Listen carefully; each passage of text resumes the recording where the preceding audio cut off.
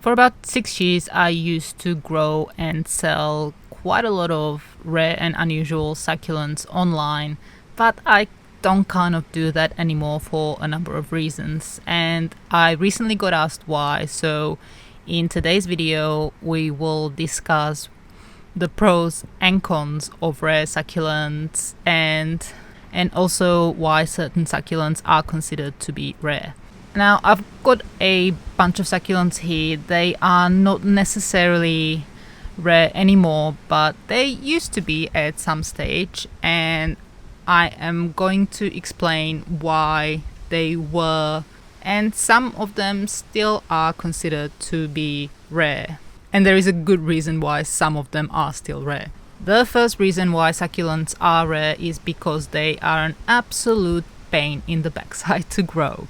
I always use Romeo as an example. So Echeveria Romeo is I think a chance mutation of another Echeveria, and it happened in a nursery, and the grower recognized how absolutely amazing this mutation is and decided to mass produce this plant basically. So when this plant first came out, it was very expensive. I remember it was just I think it fetched a few $100s, or at least a couple at the very beginning, and it was mainly because it was so new, but also because it doesn't really reproduce very well from leaves, and it doesn't produce pups. You could behead it, but it's not enough to build up a decent stock. Like if you're selling plants, you need at least a few hundred. But another reason is that you really need a greenhouse to grow this plant, because it is very susceptible to a lot of water-related disease such as edema, which is exactly what this plant has. So all of these dots here are edema. It doesn't like to be outside in the rain. It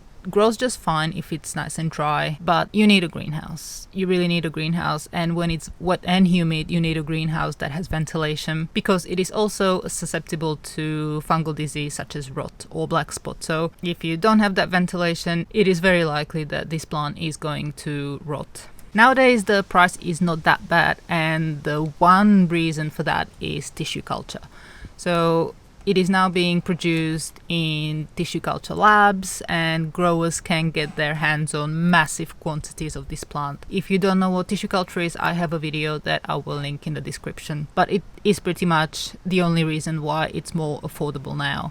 Because if you were to propagate this by conventional methods, yeah, I don't think it will be really possible. Now, another plant in this category is the bear's paw. So this is the regular bear's paw is fairly common, but this variegated version is not, and it is exactly for the same reasons as the Romeo. It's just really hard to grow. You can propagate it through cuttings, but it is very slow to grow. So you can see it's got branches here, but they are going to take a while. And it is also very susceptible to rot, and if this plant is exposed to a few days of rain, it is almost 100% chance that it's going to get some kind of fungal disease, and the leaves will start slowly dropping off, and then eventually the whole plant will die. It also doesn't like high temperatures and a lot of cold. So if it's exposed to the sun when the temperature is just sitting above, I would say 30 degrees Celsius, it is very likely that you'll get a lot of burns, and also the plant is very likely to die. And then in winter, it is not frost tolerant. Now, this has also been available through tissue culture for a couple of years now, so it's not really as expensive as it once was, but it's still quite, people don't usually have this plant, and those who do kill them easily. Now, the second reason why succulents are considered rare is they just grow very slow. So there is not a lot of stock around, and you have to wait quite a while for them to become a decent size, or a sellable size, I guess. So for instance, this Andromyscus, I forget what it's called, I'll write it up on the screen. It is really odd, and I think it's still considered quite rare. In the 2 years I've had this plant, it's really only grown this bit and this tiny little bit here. That's all it has done. And I wouldn't even try to propagate this now because it's still so tiny, and it is quite likely that the tiny cuttings would die. And I'm not quite sure if it would reproduce through leaves, but I don't even want to start taking it apart because it is just so slow to grow. So now the difference between this and the succulents that I mentioned before is that it is not that difficult to grow. So it doesn't seem to mind rain, it doesn't seem to mind high temperatures, and it can tolerate temperatures to about 0 degrees, not frost, but fairly cold. So it's not susceptible to disease, and it doesn't seem to be susceptible to pests either. But yeah, it's rare because it is just so slow to grow. Even tissue cultures will take a long time to reach a good size. Another reason why succulents are rare is because there is not a lot of them on the market. So for instance, this is a crested Euphorbia flanagani, so it's this plant but mutated into a crest, and it is a lot thicker than the usual crest. So I don't have any of the smaller ones at the moment. I will try and find a photo and I will put it in the video, but I don't think many people have this because it is a chance mutation that has happened in my nursery, and so the only people who would have this is those who I sold it to, and I'm not quite sure if anyone's propagating this, any other growers. I can't remember who I sold it to previously, but there is a good chance that there's only maybe a few hundred of these in collections here in Australia.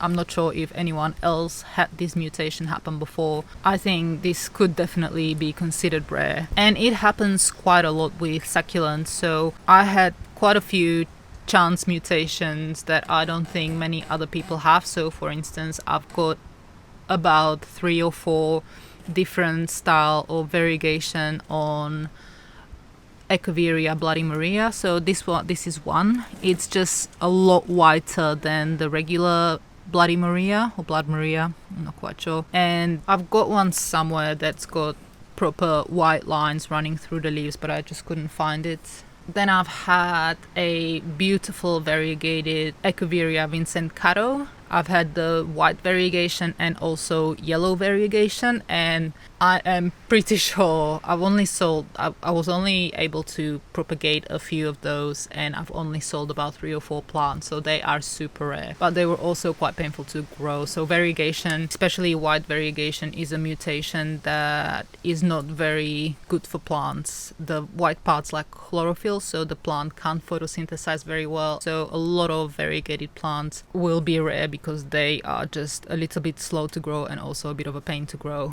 There are of course exceptions. So these Haworthia, all variegated, 3 different types. They used to be very rare at one stage, but these two are not very rare anymore because they are very easy to propagate, and the pups have a very, very good level of variegation. So you can see these guys are all nicely variegated and look exactly like the parent.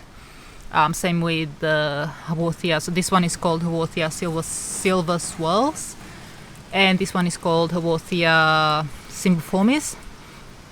And most of the pups that this plant grows are very well variegated, so it is easy to reproduce, and it is not really that rare anymore because it is so prolific with its pups.